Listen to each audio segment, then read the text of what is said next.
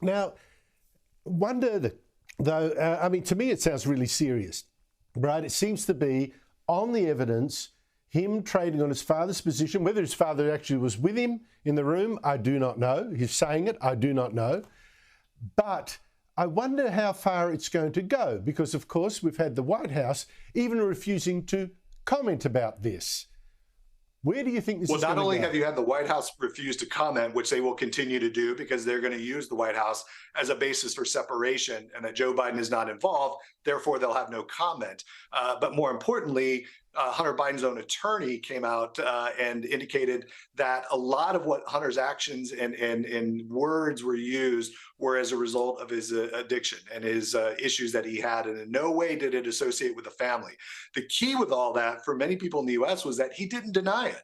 So he knows that these WhatsApp messages with him and his dad were there, and this is very, very problematic for the Bidens. Not just Hunter, but Joe as he continues to campaign for his reelect in 2024.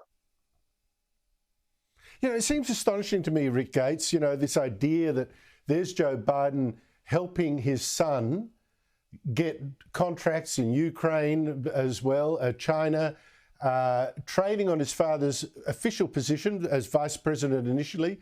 That Joe Biden would be party to this. Does it surprise you? Does it seem completely improbable to you, or only too likely? Well, look, you're in politics. I mean, Joe Biden has been around for a very, very long time. And I think it hasn't surprised people as much as the way that they've dealt with it. And they've been very, lackluster and very clumsy in the way of allowing Hunter to do certain things. As an example, he was attending a state dinner for Prime Minister Modi of India. The optics, even Democrats are having issues with that. And I think as this case continues to unfold, because there's a lot more that's coming out through the congressional investigation, that the White House has to be very careful of how much Hunter Biden is going to impact his father's reelection campaign. And at some point, don't know when, but at some point, I guarantee you they will distance themselves from Hunter. Now, Rick Gates, you mentioned Joe Biden's interactions with the Indian Prime Minister. I want to play you a clip of Joe Biden at one meeting with Modi where he loses the train of thought.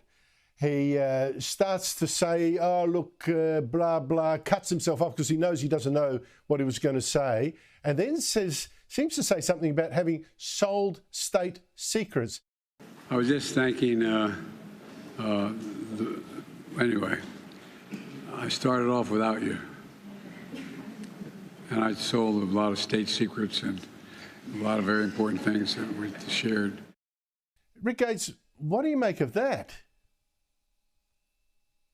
Yeah, Andrew, this has been very interesting. It's been playing in the U.S. quite a bit, and the White House has attempted to defend it by saying that if you look at the whole transcript, he was attempting to joke. But as you can indicate and see from the visual pictures and even the people around him, it didn't come across that way.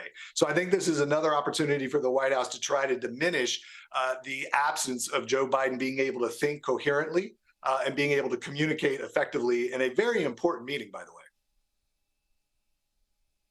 I just find it astonishing. I think that this guy will go around for another 4 years seems highly improbable.